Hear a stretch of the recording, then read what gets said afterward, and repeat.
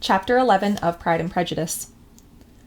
When the ladies removed after dinner, Elizabeth ran up to her sister, and seeing her well guarded from cold, attended her into the drawing-room, where she was welcomed by her two friends with many professions of pleasure, and Elizabeth had never seen them so agreeable as they were during the hour which passed before the gentlemen appeared. Their powers of conversation were considerable. They could describe an entertainment with accuracy, relate an anecdote with humour, and laugh at their acquaintance with spirit. But when the gentlemen entered, Jane was no longer the first object. Miss Bingley's eyes were instantly turned towards Darcy, and she had something to say to him before he had advanced many steps. He addressed himself directly to Miss Bennet with a polite congratulation. Mr. Hurst also made a slight bow, and said he was very glad. But diffuseness and warmth remained for Bingley's salutation. He was full of joy and attention. The first half-hour was spent in piling up the fire, lest she should suffer from the change of room, and she removed at his desire to the other side of the fireplace, that she might be farther from the door. He then sat down by her, and talked scarcely to anyone else. Elizabeth, at work in the opposite corner, saw it all with great delight. When tea was over, Mr. Hurst reminded his sister-in-law of the card-table, but in vain. She had obtained private intelligence that Mr. Darcy did not wish for cards, and Mr. Hurst soon found even his open petition rejected. She assured him that no one intended to play, and the silence of the whole party on the subject seemed to justify her. Mr. Hurst had therefore nothing to do but to stretch himself on one of the sofas and go to sleep. Darcy took up a book, Miss Bingley did the same, and Mrs. Hurst, principally occupied in playing with her bracelets and rings, joined now and then in her brother's conversation with Miss Bennet. Miss Bingley's attention was quite as much engaged in watching Mr. Darcy's progress through his book as in reading her own, and she was perpetually either making some inquiry or looking at his page. She could not win him, however, to any conversation. He merely answered her question and read on.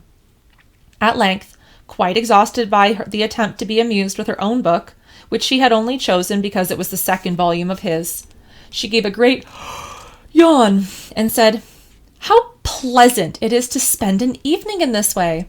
I declare, after all, there is no enjoyment like reading. How much sooner one tires of anything than a book! When I have a house of my own, I shall be miserable if I have not an excellent library." No one made any reply. She then yawned again, threw aside her book, and cast her eyes round the room in quest of some amusement, when hearing her brother mentioning a ball to Miss Bennet, she turned suddenly towards him and said, "By the by, Charles, are you really serious in meeting a dance at Netherfield? I would advise you, before you determine on it, to consult the wishes of the present party. I am much mistaken if there are not some among us to whom a ball would be rather a punishment than a pleasure." "If you mean Darcy," cried her brother, "he may go to bed, if he chooses, before it begins. But as for the ball, it is quite a settled thing, and as soon as Nicholas had made a white soup enough, I shall send round my cards." "I should like balls infinitely better," she replied, "if they were carried on in a different manner, but there is something unsufferably tedious in the usual processes of such a meeting.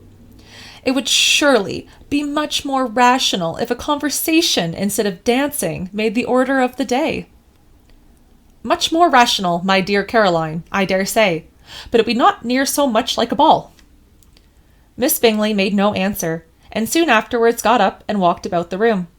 Her figure was elegant, and she walked well, but Darcy, at whom it was all aimed, was still inflexibly studious.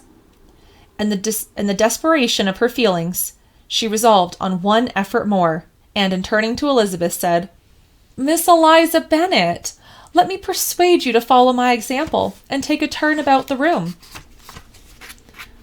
I assure you it is very refreshing after sitting so long in one attitude." Elizabeth was surprised, but agreed to it immediately. Miss Bingley succeeded no less in the real object of her civility. Mr. Darcy looked up. He was as much awake to the novelty of attention in that quarter as Elizabeth herself could be, and unconsciously closed his book. He was directly invited to join their party, but he declined it. observing that he could not imagine but two motives for their choosing to walk up and down the room together, with either of which motives his joining them would interfere. What could he mean? She was dying to know what could be his meaning, and Elizabeth, whether she could at all understand him. "Not at all," was her answer, "but depend upon it, he means to be severe on us, and our surest way of disappointing him will be to ask nothing about it." Miss Bingley, however, was incapable of disappointing Mr. Darcy in anything, and persevered, therefore, in requiring an explanation of his two motives. "I have not the smallest objection to explaining them," said he, as soon as she allowed him to speak. "You either choose this method of passing the evening because you are in each other's confidence and have secret affairs to discuss, or because you are conscious that your figures appear to the greatest advantage in walking. If the first, I should be completely in your way, and if the second, I could admire you much better as I sit by the fire." "Oh, shocking!" cried Miss Bingley. "I never heard anything so abominable. How shall we punish him for such a speech?" "Nothing so easy, if you have but the inclination," said Elizabeth. "We can all plague and punish one another. Tease him, laugh at him. Intimate as you are, you must know how it is to be done." "But upon my honor, I do not. I assure you that my intimacy has not taught me yet that. Tease, calmness of temper, and presence of mind. No, no, I feel he may defy us there. And as to laughter, we will not expose ourselves, if you please, by attempting to laugh without a subject. Mr. Darcy may hug himself." "Mr. Darcy is not to be laughed at," cried Elizabeth. "That is an uncommon advantage, and uncommon I hope it will continue, for it be a great loss to me to have many such acquaintance. I dearly love a laugh." "Miss Bingley," said he, "has given me credit for more than can be. The wisest and the best of men, nay, the wisest and the best of their actions, may be rendered ridiculous by a person whose first object in life is a joke." "Certainly," replied Elizabeth, "there are such people, but I hope I am not one of them. I hope I never ridicule what is wise or good. Follies and nonsense, whims and inconsistency do divert me, I own, and I laugh at them whenever I can. But these, I suppose, are precisely what you are without." "Perhaps that is not possible for anyone. But it has been the study of my life to avoid those weaknesses which often expose a strong understanding to ridicule." "Such vanity and pride!" "Yes, vanity is a weakness indeed. But pride, where there is real superiority of mind, pride will always be under good regulation." Elizabeth turned away to hide a smile. "Your examination of Mr. Darcy is over, I presume?" said Miss Bingley. "And pray, what is the result?" "I am perfectly convinced by it that Mr. Darcy has no defect. He owns it himself without disguise." "No," said Darcy, "I have made no such pretension. I have faults enough, but they are not, I hope, of understanding. My temper I dare not vouch for. It is, I believe, too little yielding, certainly too little for the convenience of the world. I cannot forget the follies and vices of others so soon as I ought, nor their offences against myself. My feelings are not puffed out with every attempt to move them. My temper would perhaps be called resentful. My good opinion, once lost, is lost forever." "That is a failing indeed," cried Elizabeth. "Implacable resentment is a shade in a character. But you have chosen your fault well.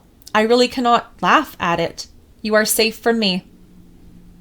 "There is, I believe, in every disposition a tendency to some particular evil, a natural defect, which not even the best education can overcome." "And your defect is a propensity to hate everybody." "And yours," he replied with a smile, "is to willfully misunderstand them." "Do let us have a little music," cried Miss Bingley, tired of a conversation in which she had no share. "Louisa, you will not mind my waking Mr. Hurst." Her sister made not the smallest objection, and the pianoforte was opened, and Darcy, after a few moments' recollection, was not sorry for it. He began to feel the danger of paying Elizabeth too much attention.